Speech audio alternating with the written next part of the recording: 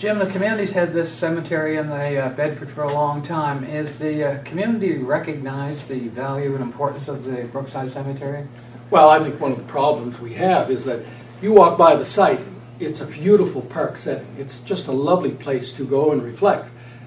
We have not advertised greatly about the cemetery for the main purpose that it is restricted to Bedford residents and their extended families. So, do you have a lot of inquiries from Bedford residents in terms of the cemetery as to the services you provide? Well, Peter, to be honest with you, we do not. One of the new things that the new board is considering is whether we should advertise more. The problem is we have a limited site. It's certainly lots of land for many decades ahead, but we do not have a lot of inquiries. As you look forward in terms of the useful life of the cemetery, how many years would you see in the normal use that you would have cemetery lots available? Well, Peter, what we have is probably less than 10 lot sales a year. And we not only have the original site of the cemetery, but we have a new Porter site, which is at the far end, at the back, which is totally unused. So I would estimate that we probably have 30, 40 years of lot sales ahead of us if we still have only 10 or less a year. Jim, how can the community get involved with the Brookside Cemetery Corporation? How can they help? Well, that's an excellent question. The cemetery is nonprofit. All of the trustees are people who do not receive any compensation, and all they give is their time. I lock the gate. I may well be the chairman of the board, but I lock the gate.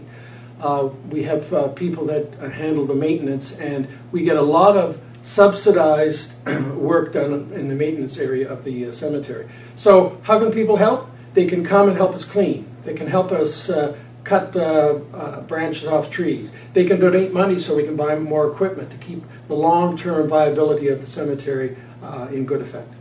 Now, I'm told that there is quite a significant service that you people have every year at the cemetery. A number of people have been there and they find it very, very uplifting. What is the purpose of that service? Well, it's a new thing. We've only done it the last, I think, 5 or 6 years. It's on a Sunday afternoon. It's in September. We advertise it. Anyone can come, but mainly people who have loved ones in the cemetery come. We invite a member of the clergy from a different denomination each year. They're welcome to, and they enjoy coming. And what we do is we're in the open air, we have microphones, and we conduct a prayer service in the cemetery. And for the most part, we've been fortunate with good weather, and people sit on lawn chairs and sing songs, and the minister leads us in prayer. It's one of the nicest touches, Peter, that we have at the cemetery. And you talk about advertising. We use the park-like setting of the cemetery, and we have this spiritual concept as well. Now, I've been led to believe that you have people from the Bedford Horticulture Society that go in every year and do some work on the gardens. Are they still doing that? Is that part of your program of beautification? Well, the reason we keep using the term park-like atmosphere is actually because of that organization. Every year, all I do is write them a letter saying, please could you do it? And at the end of the year say, thank you very much for doing it.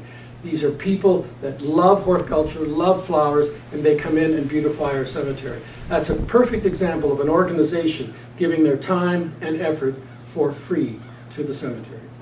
Is there any other things we should be discussing here, Mr. Chairman, in terms of the cemetery, in terms of programs and go forward? Because the community does recognize it as a very valuable asset. What's the message we should leave with the citizens of Bedford? Well, the reason that we have this website is a form of advertising.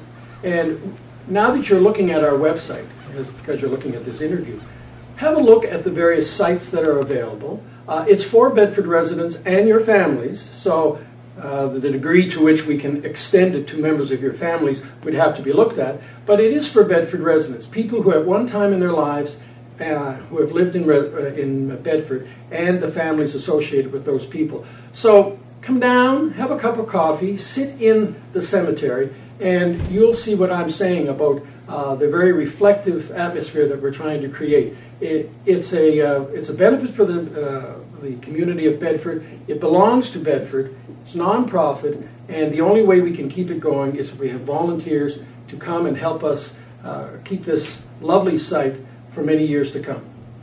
Well, thank you, and perhaps we'll come back and do another update in another few months as the spring comes and things are progressing, and we can put some additional and more up-to-date information on the website. So, thank you, Joe. Peter, thank you very much.